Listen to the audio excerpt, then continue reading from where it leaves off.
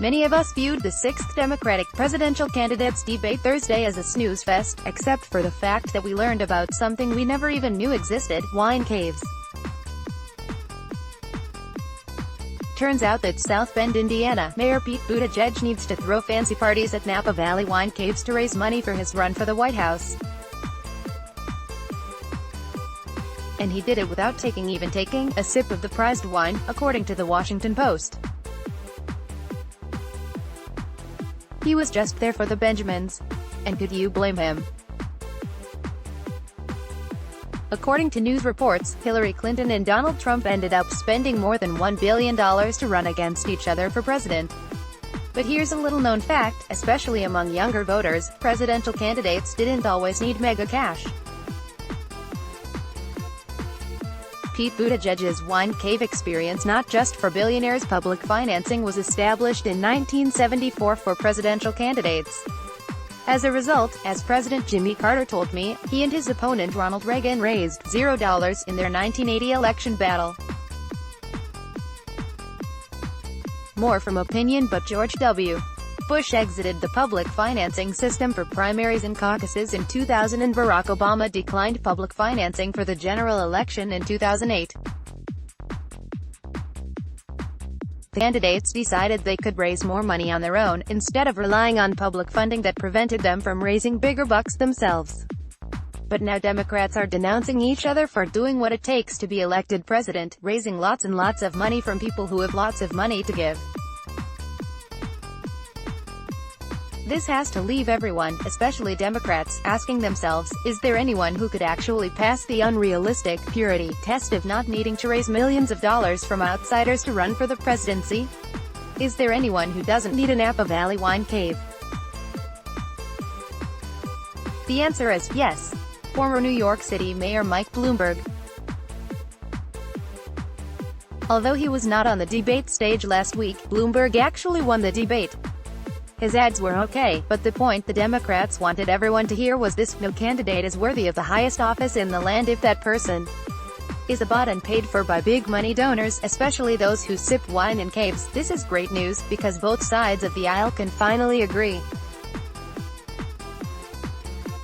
Both Republicans and Democrats want an honest candidate who answers to no one. Both sides want someone who is not bought and paid for by anyone. All of us want the only self-funded candidate running for office. So everyone wants Mike Bloomberg, without knowing it, by criticizing the billionaires, the caves of wine, and the burned donors. Everyone running for president, including the man himself, President Trump, has indirectly endorsed Mike Bloomberg. Hear me out.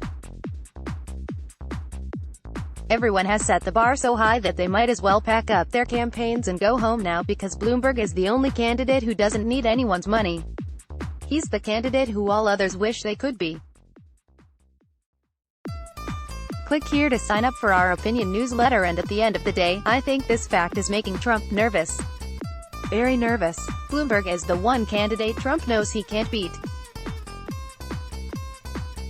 Bloomberg is the man Trump told us he was, a self-made billionaire who knows the art of the deal. Bloomberg is the candidate Trump said he was in 2016, when he won the presidency. But here's the truth: Trump was born into wealth, with an inheritance of over $400 million, according to news reports.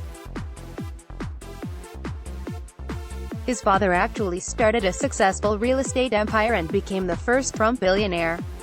I hate to say it, but I will. It's almost like President Trump took Bloomberg's actual story of growing up with a dream and then working hard to achieve it.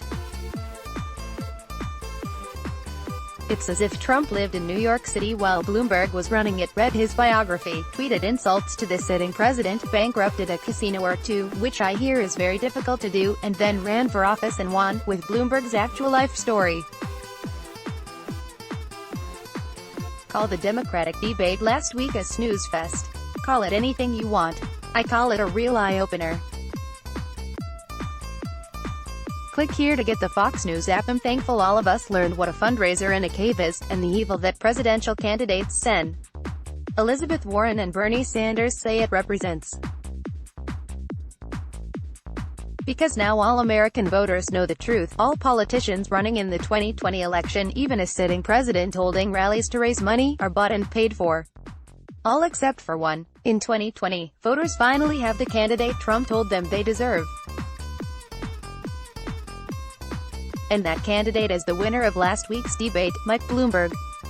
Here to read more by Cathy Areu. Let's block ads. Why?